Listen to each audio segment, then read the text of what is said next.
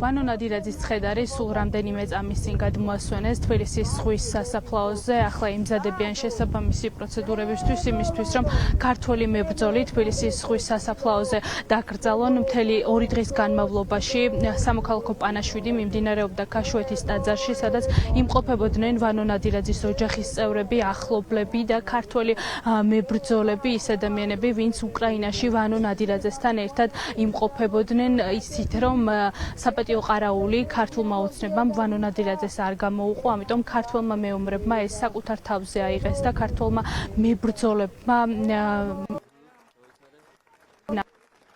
პატივით ქართულ მეომარს ვანო ნადირაძეს თქვენ ხედავთ ახლა რომ დაკრძალვის პროცედურა უნდა დაიწყოს ქაშვეთის ეკლესიიდან ქართულმა მებრძოლებმა და იქ შეკრებილმა ადამიანებმა ტაშით გამოაცილეს ვანო ნადირაძე ისმოდა შეძახილები დიდება გმირებს, დიდება საქართველოს, დიდება უკრაინას. აქ მყოფი მოქალაქეები ამბობენ რომ ვანო ნადირაძე არის ქართველი მეომარი, რომლის წვლილიც ძალიან დიდია იმაში რომ საქართველოს სახელით ქართველი მეომრები უკრაინაში საქართველოს სახელით თავისუფლებისთვის იბრძოდნენ.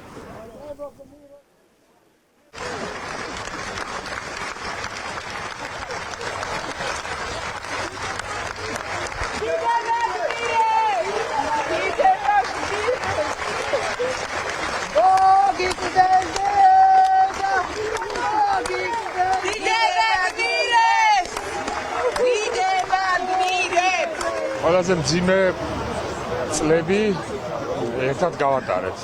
ფაქტობრივად ყოველდღიურ რეჟიმში ვიწევდა ერთად ყოფნა და ალბათ ომში გაცნობილი მეგობარი ყველაზე ახლო მეგობარი ხდება. რაც ამ რეჟიმმა ვანოს თავს დაატრიალა, ჯერ ქვეყანაში არ შემოშორდეს და შემდეგ უკვე საპატიო ყარაულის არ განიშნით, ეს მხოლოდ მის სისუსტეს და შიშზე მიუთითებს და ის რაც საზოგადოებამ გასცა პასუხი ნიშნავს იმას, რომ ვანოს გაცილებით დიდი საპატიო ყარაული დახვდა თავისი მონატრებული ერის სახით, ვიდრე ვინმეს ოდესმე შეეძლო წარმოედგინა. ვანო ნადირაძე იყო მებრძოლი სულით ხორცით, ის იყო სამხედრო მოსამსახურე, პირველი შედიოდა ბრძოლის ველზე და უკანასკნელი გამოდიოდა ყოველთვის და ძალიან დიდ პატივისცემას იმსახურებდა თანამებრძოლებს შორის. წესით ეკუთვნოდა მას, რა თქმა უნდა, საპატიო ყარაული, მაგრამ ხელისუფლება, როგორც ყოველთვის, ალბათ მისთვის არასასურველი პირების გამო იყენებს განსაკუთრებულ სანქციებს და ალბათ ეს იყო ჩვენთვის გულდასაწყეთია, მაგრამ მნიშვნელობა არ აქვს.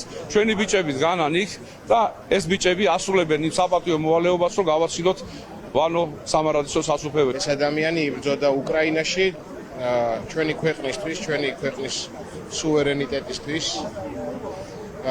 რაოდენ გასაკვირიც არ უნდა იყოს სხვა ქვეყანაში, რომელიც ჩვენი მეგობარი ქვეყანა, იქ იცავდა თავისი ქვეყნის სუვერენიტეტს და თავისუფლებას. ხო, რაც შეეხება ახლა საპატიო ყარაულის არ დახვედრას და ასე შემდეგ, მგონია რომ ეს არ არის სწორი.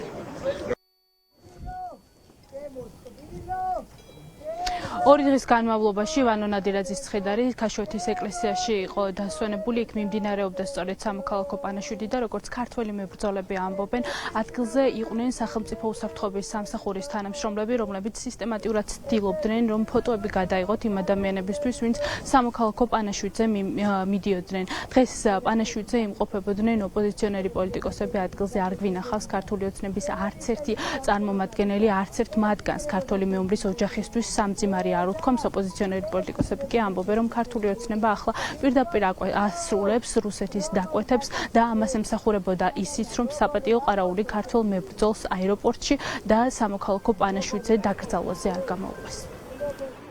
ვანო ნადირაძე იყო ამ ქვეყნისთვის მებრძოლი, პატრიოტი ადამიანი, ნამდვილი გმირი და ბრძოლის სიმბოლო ათასობით ქართველისთვის.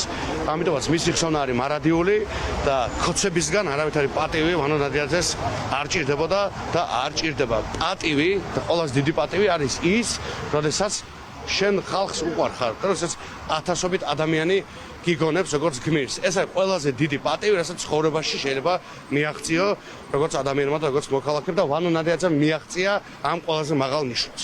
ძალიან მძიმეა რომ ესეთ ადამიანებს კარგავთ და ძალიან მძიმეა რომ ესეთ ადამიანებს კარგავთ იმ პატივით არ ვაცილებ რომელსაც ისინი იმსახურებენ. თუმცა თავარი პატივი მოდის ხალხის დამოკიდებულებისგან და არა რაღაც პროტოკოლისგან. ეს ხალხის დამოკიდებულება მას აქვს, ექნება დაუვიწყარი ჩვენ ისტორია. ანუ საქართველოს სახელით იბრძოდა და საქართველოსთვის იბრძოდა. და მაშინ როდესაც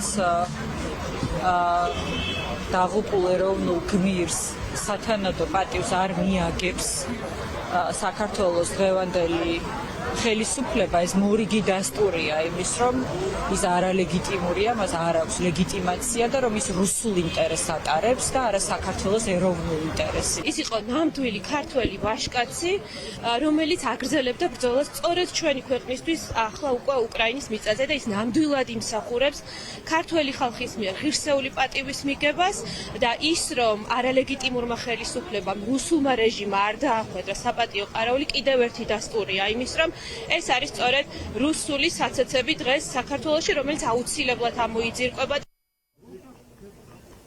ვანო ნადირაძის დაკრძალვის ცერემონია სულ ახლა ხანს დაიწყო. 55 წლის ქართველი მებრძოლი უკრაინაში გარდაიცვალა. პირველადი ინფორმაციით ის გულის შეტევას ემსხვერპლა. შეგახსენებთ, რომ ქართულმა ოცნებამ ქართველ მეომარს, რომელიც უკრაინაში საქართველოს სახელით იბრძოდა, საპატიო ყარაული არ გამოუყო და ვანო ნადირაძის ახლობლებს და თანამებრძოლებს მოუწიათ, რომ ეს მისია საკუთარ თავზე აეღოთ.